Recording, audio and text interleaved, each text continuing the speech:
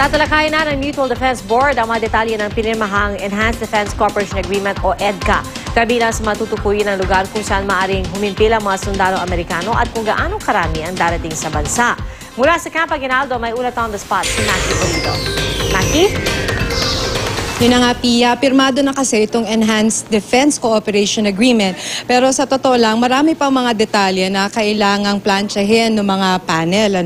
Pero may mga ilan naman ng malinaw, tulad nga ng pagbabawal ng pagpasok ng mga nuclear weapons. Ang iba pang detalye, tulad nga ng nabanggit ko, ay plansyahin pa ng Mutual Defense Board. Una na rito, yung anong bang mga kampo ng Armed Forces of the Philippines ang gagamitin. Ang sinasabi naman nila, hindi naman daw sasakupin ng US personnel ang lahat ng mga kampo ng AFP. Siguro raw ang pag-uusapan nila ay around 3 to 5 AFP camps at dito nga ito nga ang gagamitin ng mga personnel, US personnel.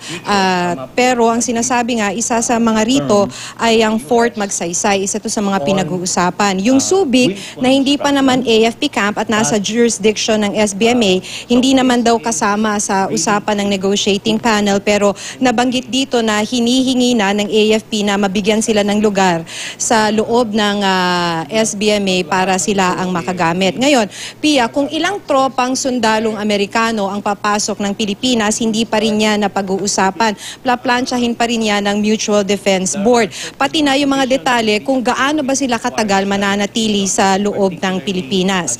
Ganon din kung anong mga klaseng equipment at vehicle ang kanilang ipapasok sa bansa. So marami pang mga detalye ang kailangang plansyahin. Lilinawin pa nga rin, Pia, yung jurisdiction at custody sa usaping kung may US personnel na lalabag sa batas ng Pilipinas, katulad na lamang nga nung nangyari kay Lance Corporal Daniel Smith na na-convict ng Makati Regional Trial Court dahil sa kasong rape. Sa Visiting Forces Agreement kasi at itong itinuturo ng panel ng EDCA, ang nakalagay kasi doon ay mutually acceptable o pag-uusapan pa ng magkabilang panig ang lugar kung saan ikukulong yung US personnel sakaling magkaroon nga ng ganitong kaso.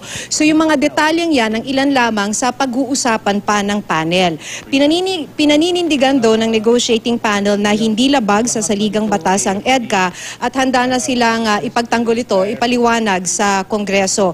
May meeting na nga raw silang nakaschedule sa May 14 para ipaliwanag ang legal framework ng EDCA sa House of Representatives. Giniit nga rin ng panel na hindi raw ito basing agreement. It is not a permanent base. Katunayan, 10 taon nga lang daw, katulad ng sinasabi na nila, ang EDCA. Lumabas na yung kopya ng EDCA, or actually, inilabas lang nila yung kopya ng EDCA nang matapos itong mapirmahan at nakaalis na si US President Obama. Ang sinasabi nga ni Defense Undersecretary Batino ay gusto lang daw nilang matiyak na tama mga detalyeng maisa sa publiko at hindi naman dahil sa isinisikreto nila kung ano ang nilalaman ng EDCA. Pia? Maraming salamat, Maki Pulido.